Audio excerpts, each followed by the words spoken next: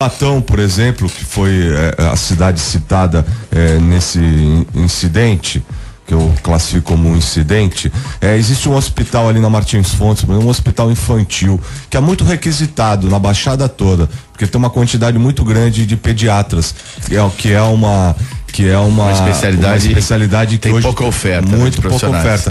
E você imagina se de repente um profissional desse que não está habilitado, ou que não tem a qualificação, se oferece para fazer um plantão no hospital desse. Você imagina o que pode acontecer.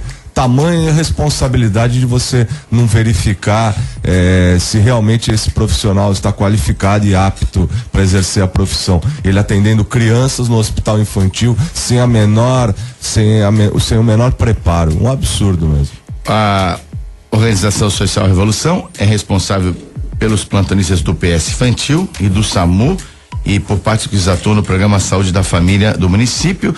A prefeitura diz que vai abrir sindicância interna, mas o secretário municipal de saúde, o Benjamin Lopes, ele declarou na imprensa, abre aspas, todos os prontos-socorros são lugares vulneráveis, que pessoas entram sem identificação. Também está totalmente errado, isso não é nenhuma Esse é um caso bastante claro, Zé. Quando a prefeitura não quer resolver, ela abre sindicância interna e o processo se arrola por tempos e tempos, sem que ninguém seja necessariamente penalizado. No meu entender, isso é caso de polícia, isso não é caso de sindicância interna da prefeitura. Atendimento por médicos que não sejam qualificados para atender a população sem a menor responsabilidade, isso é caso de polícia, isso não é caso de sindicância. E você, o que pensa? Você, nosso ouvinte, entre em contato conosco, participe do Bom Dia 98 pelo WhatsApp 997829970, telefone fixo 3284-1100, ou então facebook.com/Bom Dia 98. Vamos agora à situação das balsas e estradas. Balsas e estradas. Travessia Santos Guarujá com 4 balsas em operação, tempo de espera de 20 minutos em ambos os sentidos. Travessia Guarujá Bertioga, uma balsa em operação, o tempo de espera de 30 minutos em ambos os lados. Travessia São Sebastião e Ilhabela, 3 balsas estão em operação, o tempo de espera é de 25 minutos nos 2 sentidos. Caminhões com destino a São Paulo, sentido obrigatório, trecho da serra da rodovia Anchieta com tráfego lento na chegada a São Paulo, do quilômetro 3 ao quilômetro 10, devido ao excesso de veículos. A gente prossegue aqui no Bom Dia 98, agora às 7h02 e vamos ao Giro Nacional. Giro Nacional. Os principais fatos do cenário nacional, a partir de agora debatidos no nosso programa. A primeira notícia dá conta que petistas presos querem que partido assuma a culpa. 3 aí expoentes do PT, um deles emblemático, Zé Disseu, o João Vacari e o André Vargas, eles querem que nesse processo de denúncias, principalmente do desvio de recursos da Petrobras, que o partido faça um reconhecimento formal de culpa, que seja tratado pelo lado institucional. O lado institucional é muito mais fácil do que o lado individual ou claramente o lado pessoal da responsabilidade em função dos fatos. É muito tranquilo, principalmente para quem está na posição na qual eles estão, culpar o órgão do que necessariamente assumir as responsabilidades. Mas é importante a gente pontuar, Zé, e a gente vem debatendo isso ao longo das outras semanas, qual vai ser o futuro, o desfecho disso tudo, né? A gente tem uma pergunta aí de 6 milhões de dólares, qual é o próximo sistema político que o Brasil vem a se defrontar nos próximos anos para que possa dar continuidade em tudo aquilo que é necessário na política brasileira.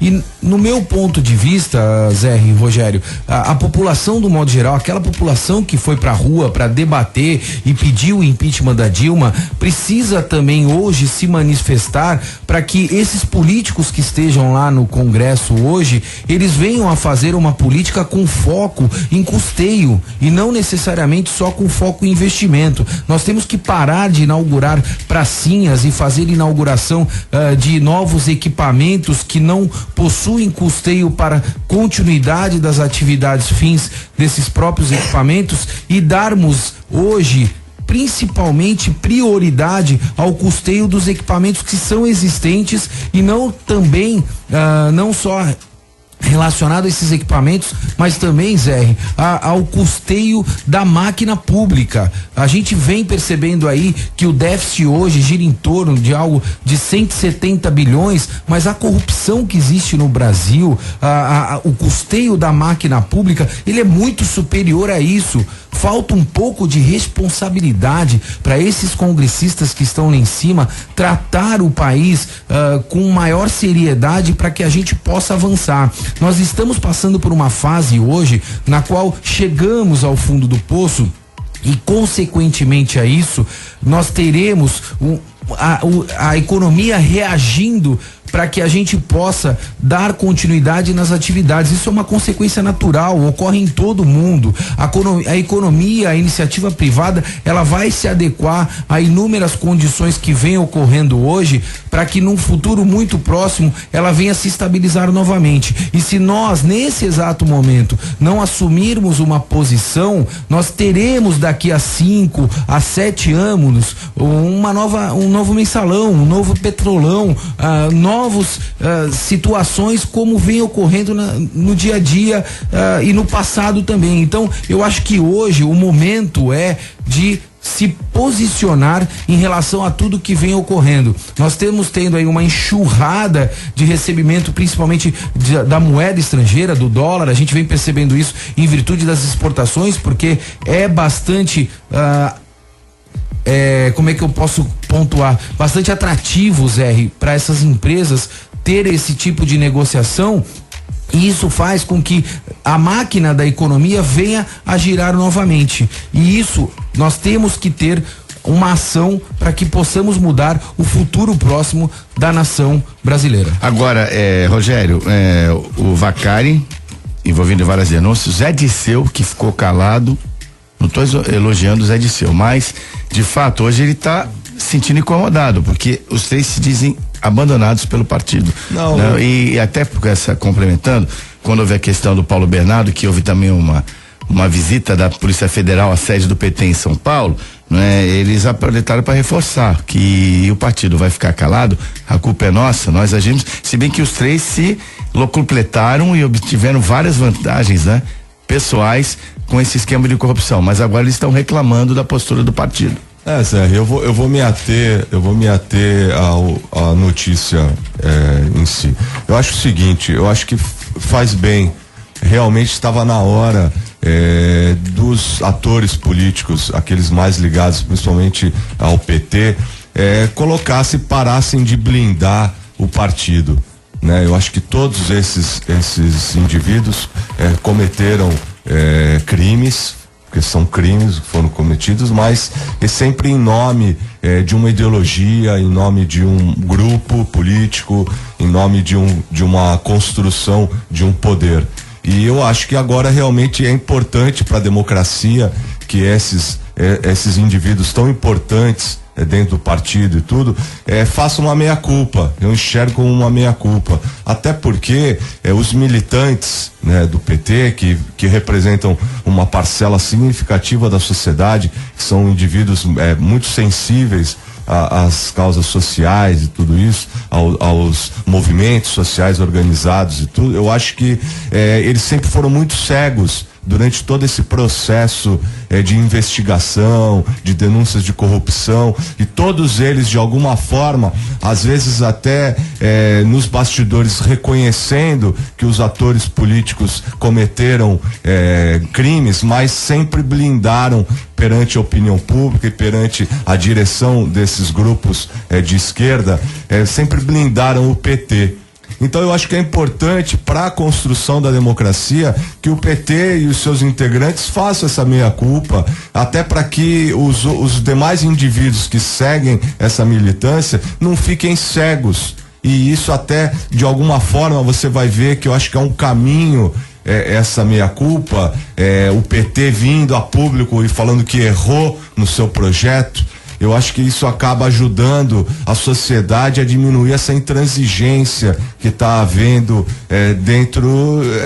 no cotidiano das pessoas. essa questão de agressão moral, de agressão até física em alguns momentos, entre partidos, entre militantes de esquerda, de direita, essa intransigência com os grupos organizados e tudo isso. Então eu acho que essa decisão vai engrandecer a democracia, uma vez que era sabido de todos que o projeto do PT, que todos os envolvidos nos escândalos de corrupção, eles tinham em mente o engrandecimento do partido, do grupo e do projeto. Fortalecer os caixas de campanha. Então eu acho que agora vai ser bom para a sociedade. E até o Vaccari, ele também tocou nesse ponto, tudo bem, tardiamente. Ele colocou que urge uma reforma política, uma remodelação do sistema político brasileiro, por tudo que você esse movimento todo desses atores vai justamente, acho que forçar isso, porque até então todo mundo assumiu, principalmente os do PT, que sempre foram muito fiéis à causa, né?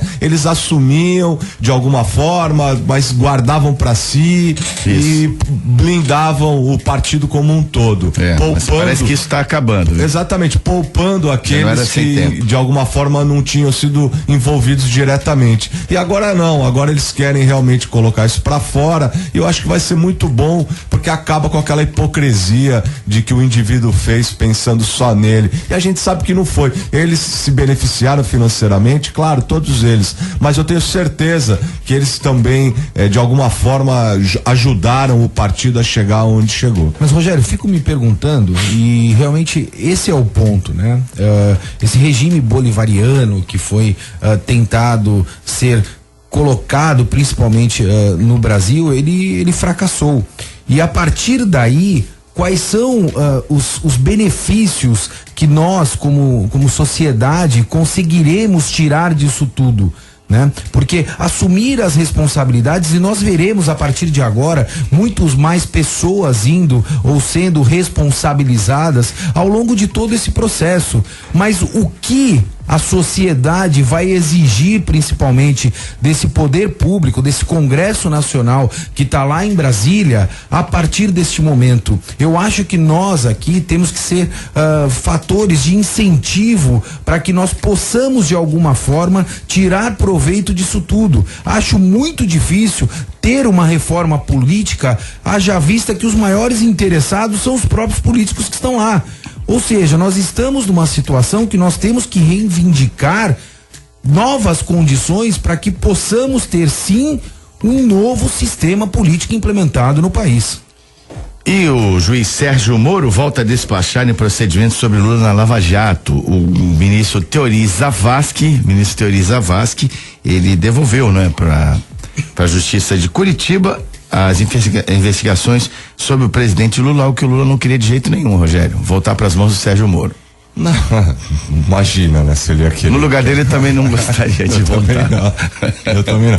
Até porque eu acho que é claro que o objetivo do Moro é chegar no Lula, né? Eu acho que todo esse trabalho muito bem conduzido por ele, com muita habilidade, o objetivo dele é chegar naquele que foi o mentor de tudo que aconteceu. Então eu não tenho dúvida, e acredito sinceramente que nós vamos passar agora por uma nova fase em que realmente os maiores caciques desse processo todo de corrupção que o país foi levado vai chegar nele, e eu tenho certeza que ele vai continuar conduzindo da melhor forma possível. Eu dou muita credibilidade pro juiz Moro. Eu acho que realmente ele fez a diferença. A Lava Jato acho que é um divisor de águas no nosso país. Eu não tenho dúvida que lá na frente os livros de história vão contar que o país deu uma guinada social. Não vou entrar no mérito econômico, nada disso,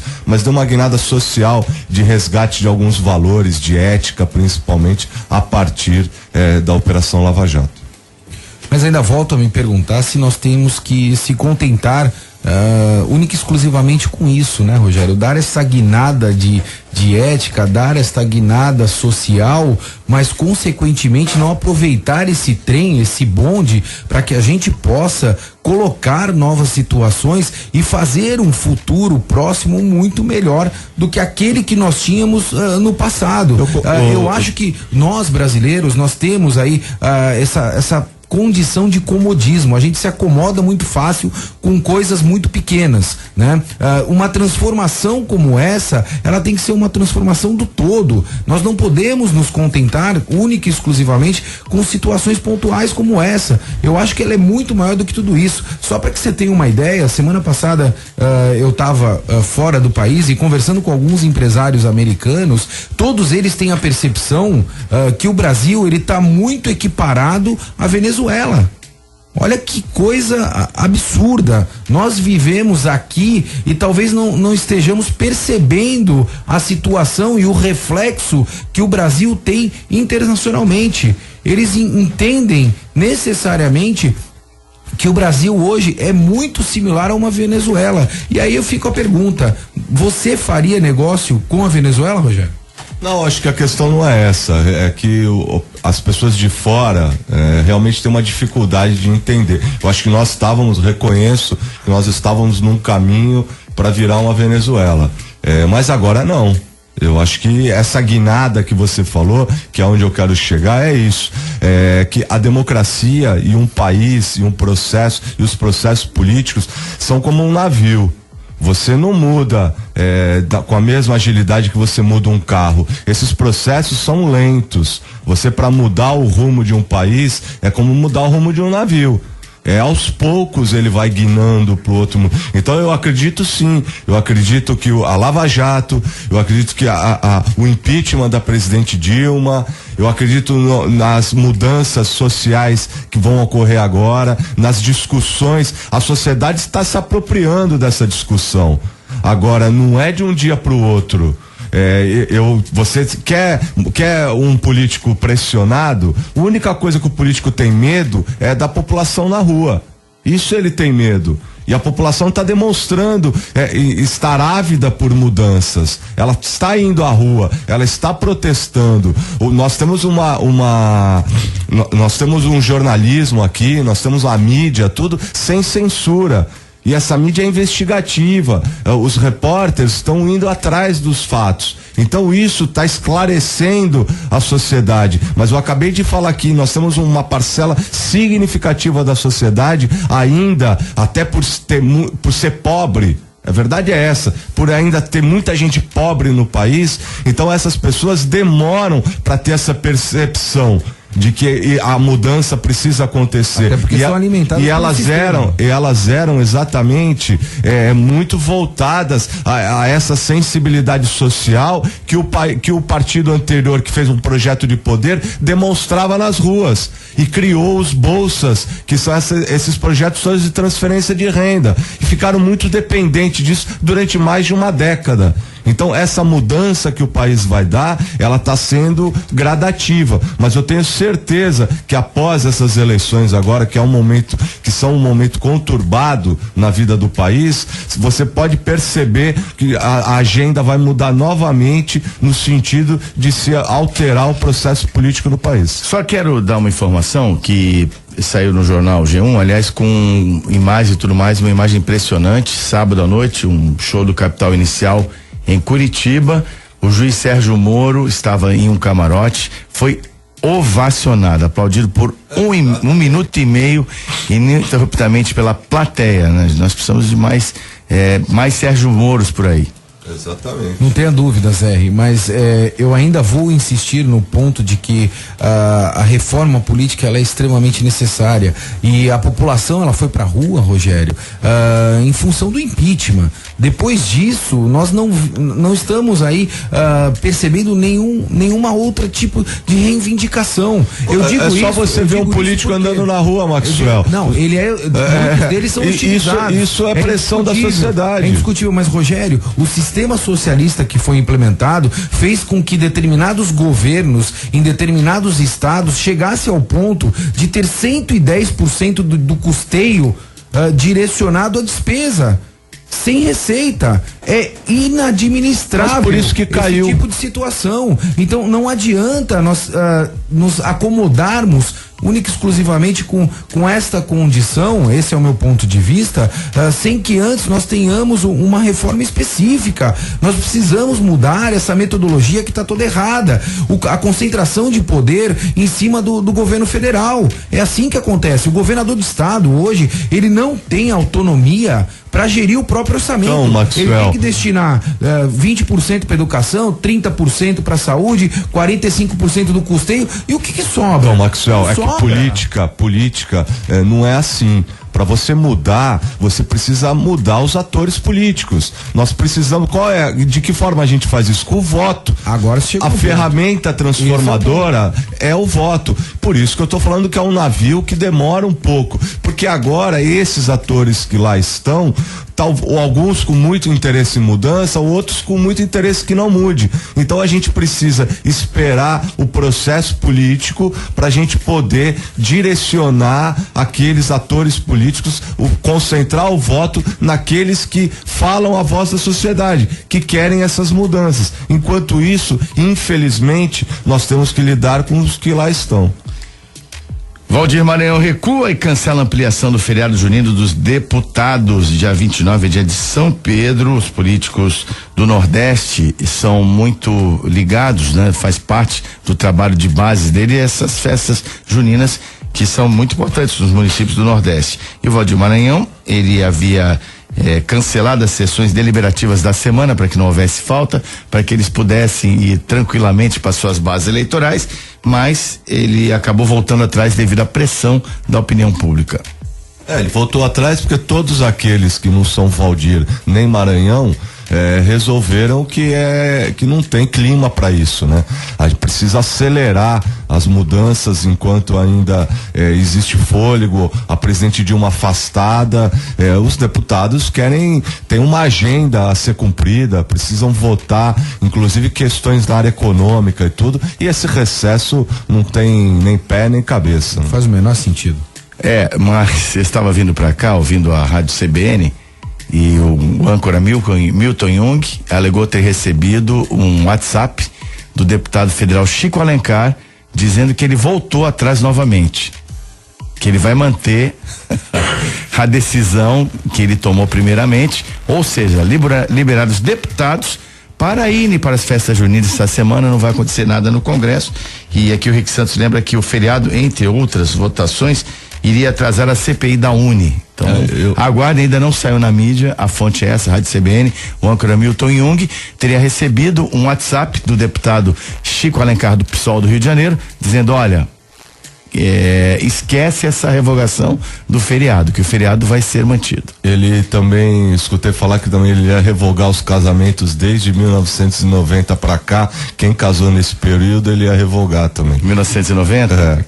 Então tá todo mundo solteiro de novo. É um absurdo. Isso que acontece é um absurdo. É mais do que vocês falaram agora há pouco da cultura política do país. E vai mudar de novo, e daqui a pouco até o final do dia ele vai sofrer uma pressão tão grande que eu acho que ele aí revoga a revogação e institui de novo que vai ter assembleia, porque mas senão... mostra, Rogério, notoriamente a falta de liderança de preparo e principalmente de preparo de ocupar uma posição como aquela. Isso véio. Todo mundo percebe. Chega a ser inacreditável nós termos pessoas como essa numa posição tão importante para o país como a que ele ocupa.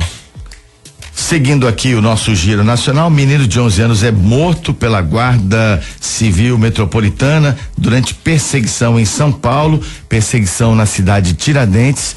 3 integrantes do carro, 3 ocupantes que estariam assaltando na região da cidade de Tiradentes, foram perseguidos pela Guarda Municipal e um disparo acertou a cabeça e resultou na morte desse menino de 11 anos, a exemplo já aconteceram algumas semanas atrás. O menino de 10 anos preso numa perseguição policial no bairro do Morumbi. Esses casos vão se repetindo e talvez representem, não é? A utilização, até prevendo a questão da redução da maioridade penal, que é uma pauta muito forte hoje em dia. A discussão da sociedade vai se aproximar cada vez mais disso, pelo menos da flexibilização, não é?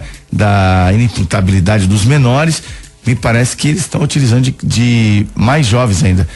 criminosos mais jovens ainda, muito embora a gente não saiba o que aconteceu, né? O guarda civil municipal que atirou foi preso, não é? E nós vamos aguardar a apuração dos fatos, mas de qualquer maneira um fato lamentável, não é? A minha opinião é muito clara e muito transparente em relação a isso, Zé e o Rogério. Eu entendo que um adolescente de 16 anos sabe o que está fazendo e o crime, por ter este entendimento, se utiliza dessa ferramenta para que possa atingir os seus objetivos. Eu acho que a redução da maioridade penal é extremamente importante, principalmente nos dias de hoje. Eu acho que um adolescente de 16 anos já tem bastante entendimento daquilo que ele pode e daquilo que ele não pode, das suas responsabilidades e das suas obrigações. Bom, eu acho que vou por dois lados. Primeiro, analisar o fato em si. Eu acho que esse agente vai ser agora crucificado num primeiro momento, tudo, mas eu entendo a adrenalina do momento, era um assalto, eu vi uma cena da perseguição pelo carro onde estavam os rapazes, então aquela adrenalina você não sabe se vai tomar um tiro, você acaba se defendendo e você dá o tiro, enfim, é uma pena, uma fatalidade acontecer isso. Agora, se nós formos entrar nesse mérito da maioridade penal e tudo, eu sou contra a redução, acho que não é por aí. Eu sou a favor da alteração, da mudança, na revisão do ECA, do Estatuto da Criança e do Adolescente. Esse sim.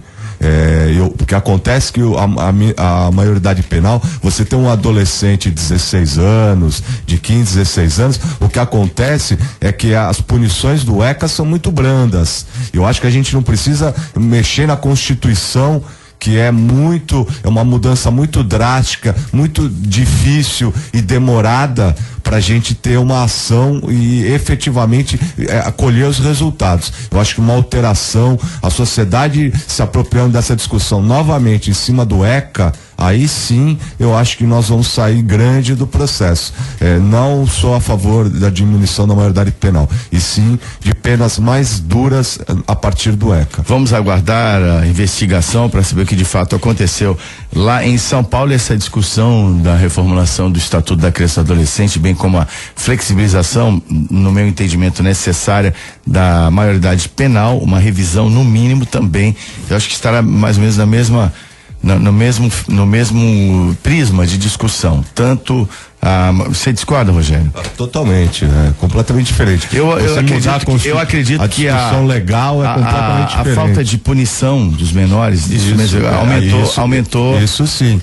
Você pode ter com a alteração do ECA, você pode ter um adolescente de 16 anos, você encarcerar ele, você fazer ele trabalhar, você fazer tudo isso, mas isso tem que estar previsto no ECA. Você não precisa mexer na Constituição para isso. Tem recados aqui dos nossos ouvintes. O Emílio de Santos diz assim: bom dia a todos. Olha o país que estamos vivendo, não se faz mais entrevistas para contratação e muito menos verifica se os profissionais são aptos a cuidar dos seres humanos.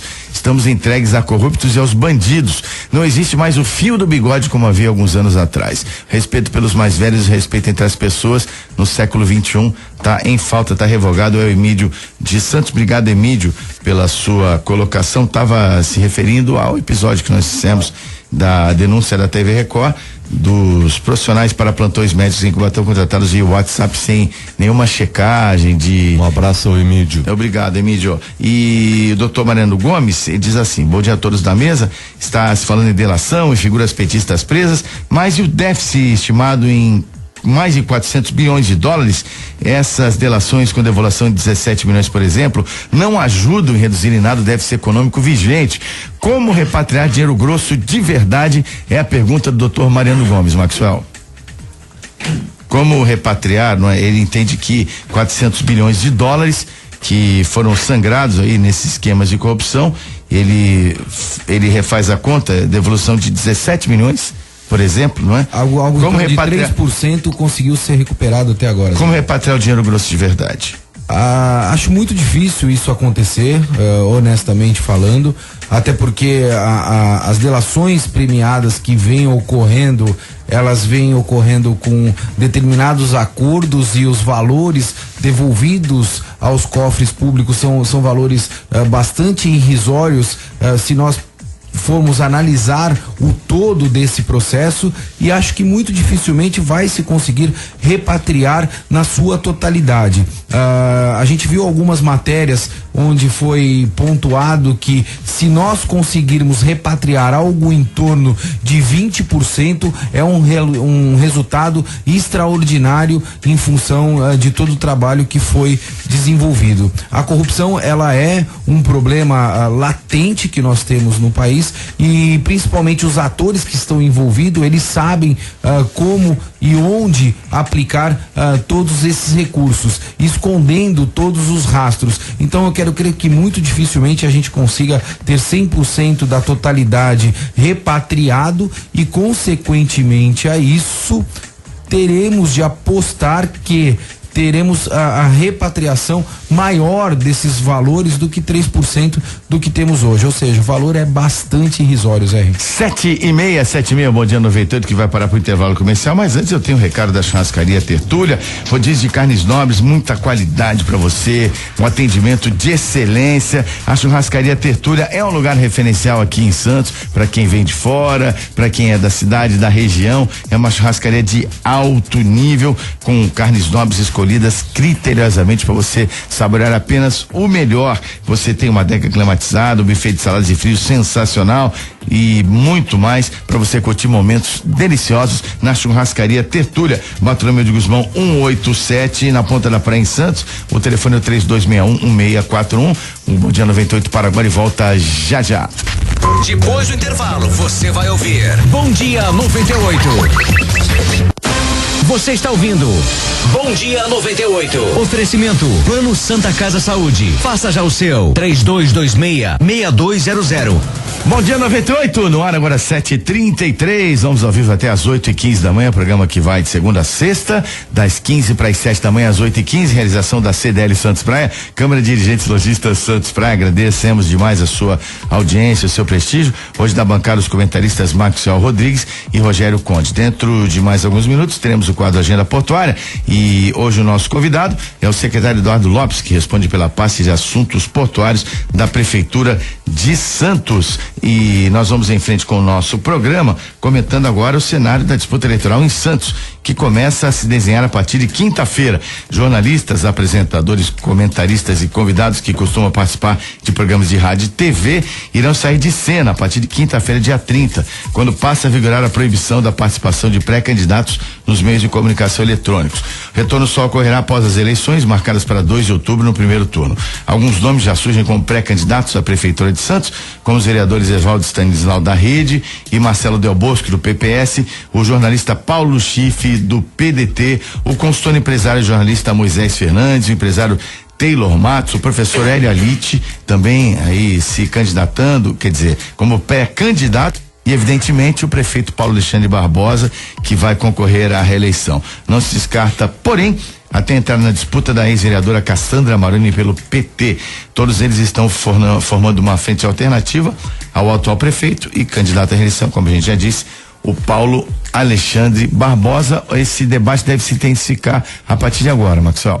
Sem dúvida, Zé. E o grande desafio, principalmente a todos os pré-candidatos, é saber como é que vão se posicionar em relação à própria campanha. Haja vista tudo aquilo que ocorreu nos últimos 2 anos e, consequentemente, pelo fato do Paulo Alexandre ter a máquina na sua mão para executar essa campanha que vem agora a partir do dia 30.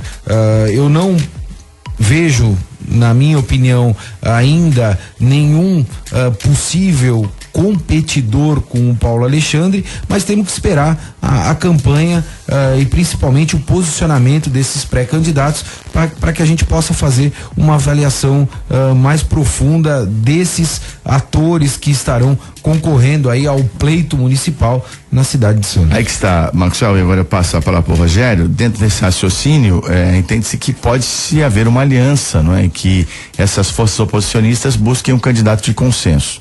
É verdade, eu acho que existe uma grande possibilidade disso acontecer, e acho interessante, acho bom, Acho que engrandece o processo político. Acho que a sociedade precisa presenciar um debate. Ela precisa se envolver no debate. Eu acho que o contraponto vai vir em boa hora. Acho que os quadros que se apresentam são quadros interessantes. Eu acredito que ninguém vá atacar de forma pessoal. Acho que vai engrandecer o debate.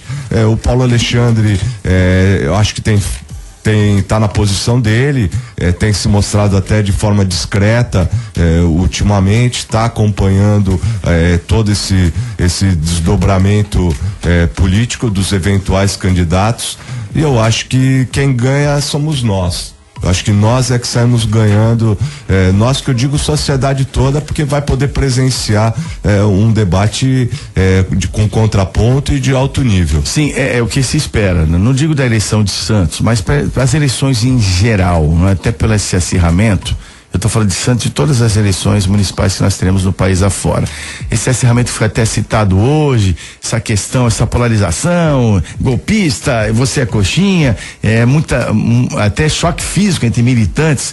Isso não é o que se espera para esse processo político, né? Que o debate seja feito em Santos, São Vicente, Guarujá, Praia Grande, qualquer lugar do país em alto nível. Eu acho que nesse ponto, só fazendo uma parte aqui, Maxwell, eu acho que Santos vai se diferenciar. Eu acho que o processo em Santos vai correr de forma mais tranquila do que eu estou prevendo para as outras cidades, mesmo na Baixada Santista. Eu acredito, por exemplo, que na capital vai haver um conflito maior, porque as propostas são muito diferentes. Agora, em Santos, eu acredito que não. Até porque Santos, primeiro, porque nós temos aqui uma população muito politizada, perto da maioria do país, da grande maioria do país. E por outro lado, porque não existe, por exemplo, o Partido dos Trabalhadores, como você mesmo mencionou no início da nota, o Partido dos Trabalhadores hoje na cidade quase que não existe mais. Então vem muito fraco, e ele foi, na verdade, um protagonista dessa situação toda que nós temos no âmbito nacional. Então eu acredito que Santos vai se desenvolver esse processo de forma mais tranquila. Eu acho que essa tranquilidade, Rogério, ela está muito relacionado à falta de um opositor. A falta de uma oposição que venha a debater conteúdo e ideias. A gente ainda tem inúmeros pré-candidatos, e como eu pontuei inicialmente, eu acho que a grande diferença vai ser essa, né? Quem vai trazer desses pré-candidatos novas ideias, e como serão debatidas essas ideias. Eu acho também que nessas eleições que nós teremos agora nesse ano, um dos grandes diferenciais que nós teremos, haja vista a falta de investimento que haverá, será a utilização de mídias sociais, Quem ter e quem tiver bastante conhecimento desta ferramenta com um bom conteúdo vai despontar nas eleições que virão em outubro. 7h39, é o Bom Dia 98, na hora até as 8h15 da manhã, numa realização da CDL Santos Praia, Câmara de Dirigentes Lojistas Santos Praia. Quero cumprimentar aqui o nosso comentarista, amigo João Vilela, pela conquista, pela 6ª vez consecutiva do Top of Mind da Tribuna, pela Design Gallery. A Design Gallery é referencial no seu segmento. Lista de casamento, chabá e chá de cozinha. Há uma variedade de produtos para casa e sempre com o menor preço. É uma loja que sempre tem novidade, muitas utilidades para você, muitas peças bonitas, qualidade, preço, variedade e excelente atendimento. A Top of Mind, pela 6ª vez consecutiva, porque a Design Gallery é mais lembrada na categoria artigos para o lar e decoração, e está à sua disposição em 2 endereços: Azevedo Sodré 3, próximo a Conselheiro Neves, e Avenida Marechal Deodoro 98 no Gonzaga. Design Gallery. Pois não, Maxwell? Zé, João, deu óbvio, né? Design Gallery e Tertúlia, né? Foram os dois também, né? Que ganharam, e óbvio, são as mais lembradas, são marcas evidentemente bastante posicionadas na nossa região e que merecem um prêmio como esse, né? Um grande abraço ao Fernando Rangel e toda a equipe da Tertúlia, que engraçado, né? Que nos dá muito orgulho, né? Nós temos os anunciantes do pote que nós temos, não só eles, como a Black Jaw, não é? Como o Plano de Saúde Santa Casa, não é? Mandamos uma saudação e agradecimento a todos e teremos também a partir de amanhã um novo parceiro, a APO Planos Odontológicos Empresariais. A APO também estará conosco a partir de amanhã aqui na grade do Bom Dia 98. Vamos falar do Porto? Agenda Portuária. Hoje é dia, agenda portuária, para debater o segmento tão importante para nossa cidade, e para hoje convidamos o secretário responsável pela área aqui na Prefeitura de Santos de Assuntos Portuários, o Eduardo Lopes. Secretário, bom dia, obrigado por atender o nosso convite. Bom dia, Zé, bom dia para os ouvintes da 98, em especial os santistas depois da grande vitória de ontem. É verdade, então vamos deixar essa pauta já chegou já chegando. Começa a semana assim, né? Já começou. Maxwell São Paulino hoje aqui tá aquado, né? Tem três santistas aqui além dentro do estúdio, o Rick Santos e o Eduardo Lopes. Vai ser, a semana começou bem, logo cedo. Verdade. Bom, secretário, a questão da dragagem, que é um ponto muito sensível, né? Da evolução, dos resultados que o Porto pode trazer, não só para Santos, mas para a região e para o país. É o maior porto da América Latina, e nós temos aí vários impasses, redução da capacidade para os navios que poderiam agregar muito valores significativos aí no resultado do porto, e nós tivemos recentemente, não é, a diminuição de 13,2 para 12,7 metros, é isso? Que os navios com maior capacidade para transportar em contêineres têm uma limitação, alguns terminais foram prejudicados por isso, e agora o Ministério do Planejamento acena com a possibilidade de abrir para iniciativa privada o sistema de dragagem. A CODES também está interessada. Vamos falar desse, queria que o senhor desse um panorama na questão da dragagem tão crucial na eficiência do nosso sistema portuário. Zé, eu costumo fazer uma analogia, dizer que um porto sem profundidade é uma padaria que não tem pão. Tá. Então, talvez o que um porto tenha de mais importante é a garantia das profundidades. Então, você imagina uma padaria onde você vai comprar pão, às vezes não tem pão, o pão atrasa. Com o tempo você vai perdendo credibilidade e o cliente começa a procurar alternativas. Isso não pode acontecer com o maior porto do Brasil. Para que você tenha uma ideia, você falou uma redução aí de 0,5 metro de profundidade. Aliás, de calado, de profundidade aí, que é uma coisa que tem uma correlação. A cada centímetro desse porte de navios de contêineres que visitam o nosso porto hoje em dia, para cada centímetro que se perde de profundidade, de calado, você deixa de embarcar em alguma coisa entre 70 e 100 toneladas, alguma coisa entre 6 a 8 contêineres. Então você multiplica aí pelo frete médio. Então você chega aí uma perda entre graneleiros e aí navios porta-container, alguma coisa em 200 a 500 mil dólares, essa redução de 0,5 metro. É um dado significativo, é uma perda de competitividade extremamente importante, algo que a gente não pode se dar o luxo de acontecer. Maxwell. Bom dia, secretário, um prazer estar aqui com o senhor, principalmente para explorarmos o que nós temos aí de mais importante economicamente dentro da nossa cidade. Quando a gente se refere principalmente à questão do calado, isso também está necessariamente relacionado à capacidade de escoamento dessa carga. E nós percebemos uma profunda dificuldade da iniciativa pública em ter subsídios e principalmente investimento na infraestrutura portuária hoje no cais, no Porto de Santos. Talvez, será que nós não estamos oferecendo o pão sem ter a farinha e a água, indo na analogia da padaria que atua sem vender o pão? Será que eu estou errado na minha linha de raciocínio, secretário? Olha, eu acho que isso decorre um pouco do nosso modelo de exploração de portos.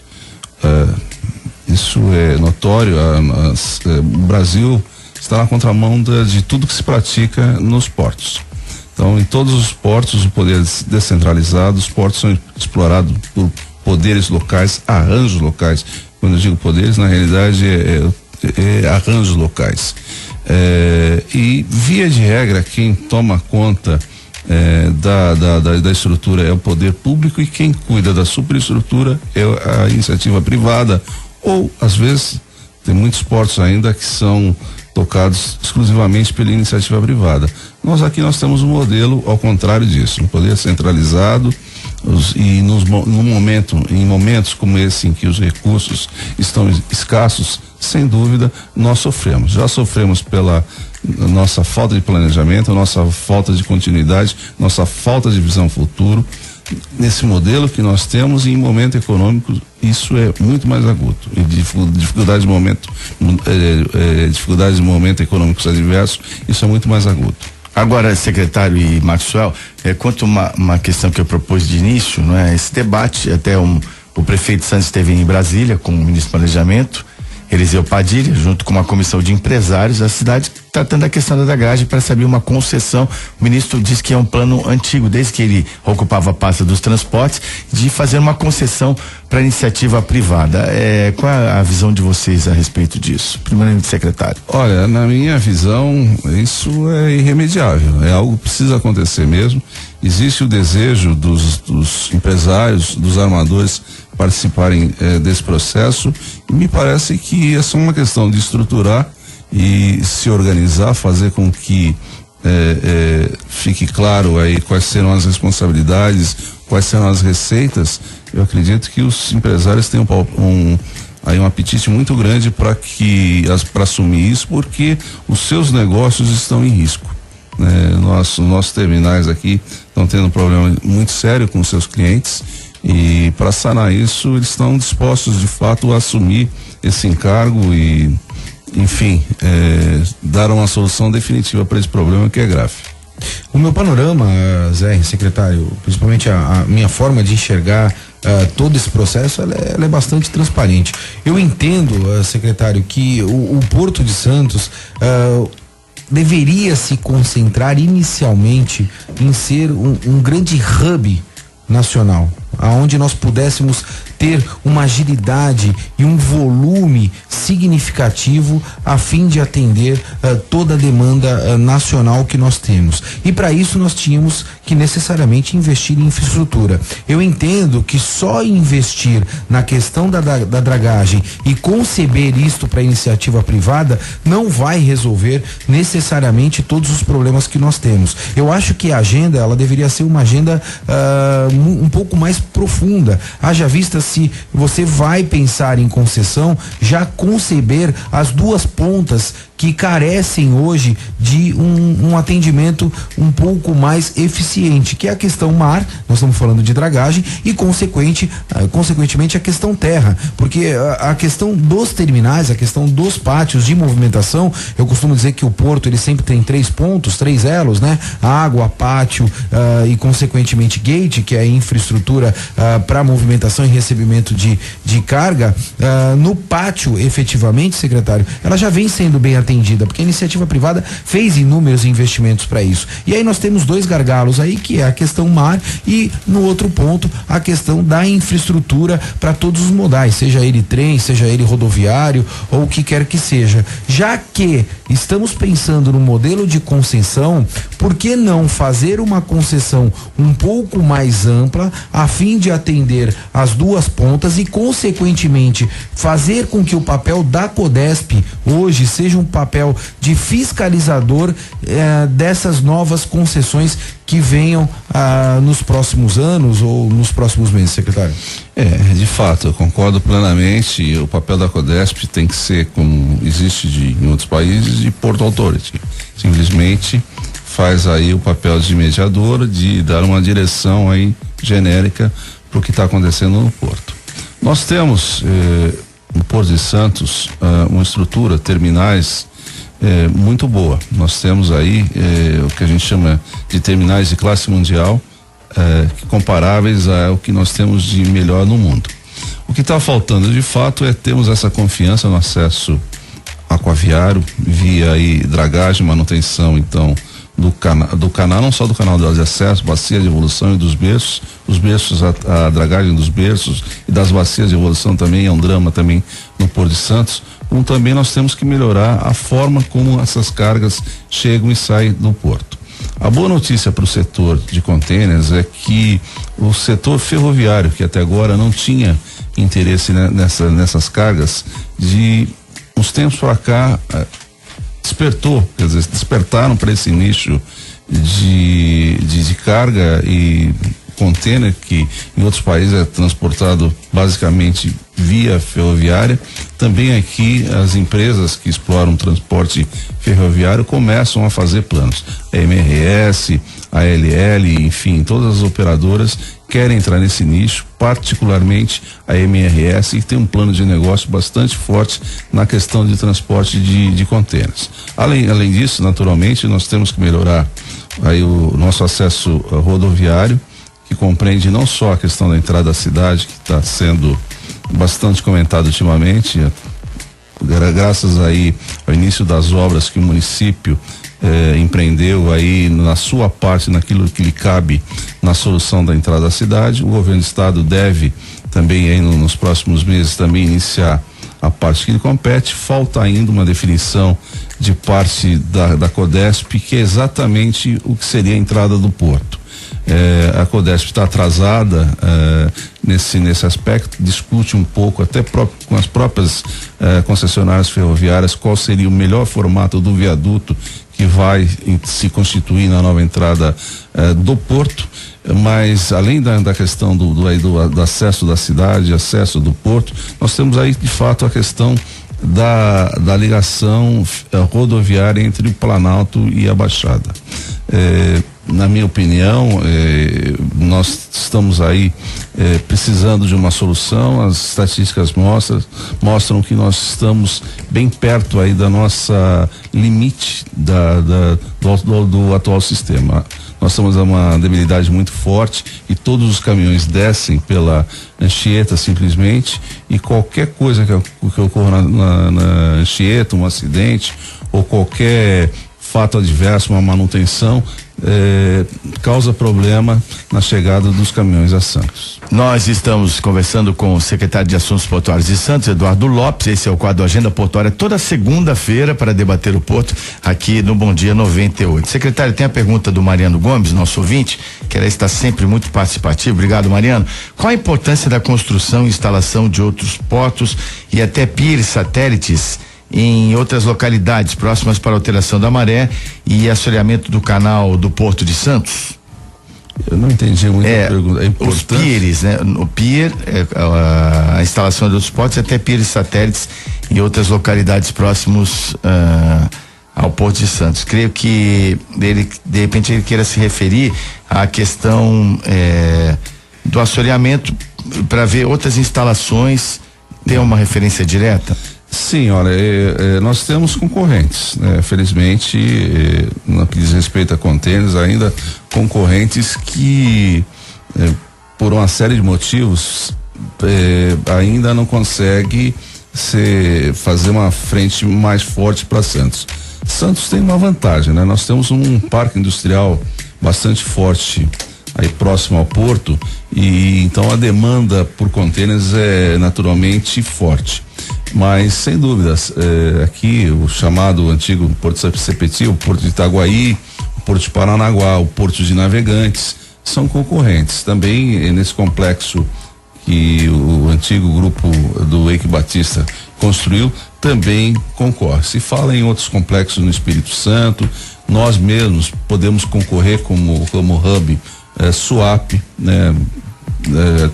Na questão aí está entrando um fato novo agora, que é a questão do Canal do Panamá. O Canal do Panamá basicamente vai poder passar navios de 14 mil contêineres, coisas que ainda não temos aqui no Brasil.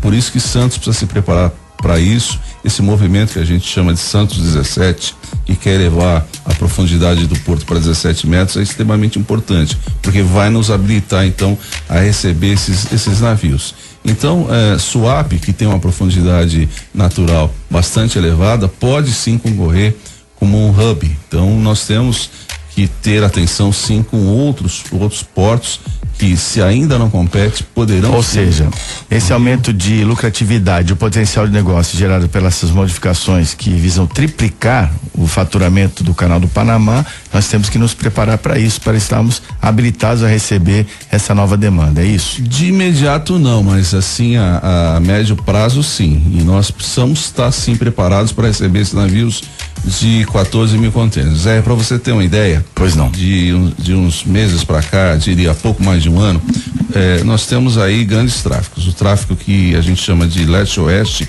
que compreende Estados Unidos, Europa e Ásia, e o tráfico norte-sul, e basicamente onde que nós estamos inseridos, né? Que são aqui, que liga aqui a América do Sul. Aí o que acontece?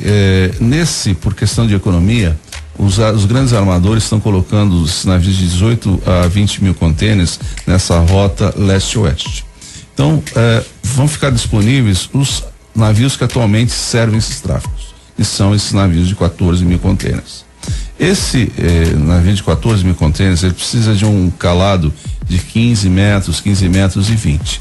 Então, nós vamos precisar de ter 17 metros de profundidade para oferecer um calado de 15 metros e 20, portanto, capaz de suportar esses navios que virão. Esses navios virão. Então, se o Porto de Santos não tiver essa profundidade, esses armadores vão buscar porto que tem essa profundidade para ser o hub port. Porto que vai receber não só as cargas locais, como também as cargas de outros portos que estarão sendo concentradas e depois distribuídas por navios de menor porte. Então, nós temos uma ameaça no horizonte e nós precisamos estar preparados. Por isso, essa iniciativa do Santos 17 é muito bem-vinda. Mas isso necessariamente, secretário, vai beneficiar uma fatia do porto, já visto o comprimento desses navios, e nós temos aí a curva aqui no cais, onde dificilmente esses navios venham a conseguir fazer a curva pelo tamanho, pelo comprimento desses navios. Então, eu quero crer que nós teremos aí a facilidade e consequentemente a disponibilidade para uma fatia do porto. O que me faz perguntar em relação aos terminais de grãos que estão ali na área do 40, né? Se de alguma maneira eles serão mobilizados, porque até estrategicamente para o porto eu quero entender que eles não estejam necessariamente no local onde deveriam, apesar de estar. Essa é a minha primeira pergunta. E a segunda pergunta é: uma vez que nós somos hoje, secretário, o maior porto da América Latina e temos aí inúmeros sindicatos e consequentemente milhões de atores dentro do processo, por que não houve de alguma maneira uma associação de todos esses envolvidos a fim de reivindicar, principalmente para o governo federal, a não extinção do Ministério de Postos, como aconteceu com o Ministério da Cultura, né? Eu não vi uma mobilização nacional a fim de proteger um dos maiores negócios que o país possui, que é a atividade portuária. Será que existe aí uma competitividade interna ao ponto de não haver uma união para defender o interesse próprio, que é a atividade portuária, secretário? Bom, então, vamos responder por partes. Primeiro, você sabe da batalha que nós travamos para tirar os grãos da ponta da praia. Lamentavelmente, por força, nós mudamos até a nossa legislação, criamos uma lei que proibia a continuidade desses terminais na ponta da praia, mas através de uma liminar no Supremo, a então presidente Dilma, através da AGU, acabou obtendo uma liminar. Por força da liminar, se renovou o contrato de uma operadora da ADM e se fez uma licitação de um núcleo central ali do corredor de exportação. Então são contratos em vigor. O contrato da ADM vai até 2037 e do novo arrendatário tem mais 20 anos. E também um terceiro operador lá da Ponta da Praia, que é o Terminal 39, que é um joint entre a Caramuru e a ALL, também está em vias de renovar o contrato. O contrato dela vence em 2025, ela pleiteia um período adicional de mais 25 anos. Então, essa questão da Ponta da Praia, gostaríamos sim de ter todos os terminais removidos de lá e que enfim, tivesse um novo posicionamento na área continental, que era o nosso desejo, mas lamentavelmente então nós vimos frustrados por força dessa medida então no Supremo. Mas para essa questão é bom que se diga, a orientação é que o que nós estamos exigindo é que os terminais tenham estado da arte no que se refere a equipamentos, instalações, operação, e que elejam um modal ferroviário como predominante, em detrimento do rodoviário. Além disso, também estamos solicitando que nas renovações as empresas, parte do que está sendo investido seja destinado obras de interesse e responsabilidade social, então, em nossa cidade. Com relação à IACEP, concordo com você. Deveria sim ter havido um movimento de defesa da Secretaria de Portos. Lamentavelmente o setor não é tão, por vezes não é tão unido, exatamente, acho que é essa a palavra, e se acabou aceitando. E veja como esse setor parece não ter importância, porque desde que o presidente interino assumiu, nós não temos o secretário nacional de portos. É verdade. Né? Então, chega a ser inacreditável, né, secretário? Exatamente nisso. Então, nós representamos quanto por cento do PIB? Deve ser pouca coisa, né? Bastante. Bom, basta 95% do nosso comércio exterior se faz por portos. Sem sombra de dúvida. Então, como é que pode? Aí o que acontece? O que a gente vê é que esse secretário nacional deverá ser indicado, então, pelo PMDB. Existe uma disputa de que PMDB vai indicar,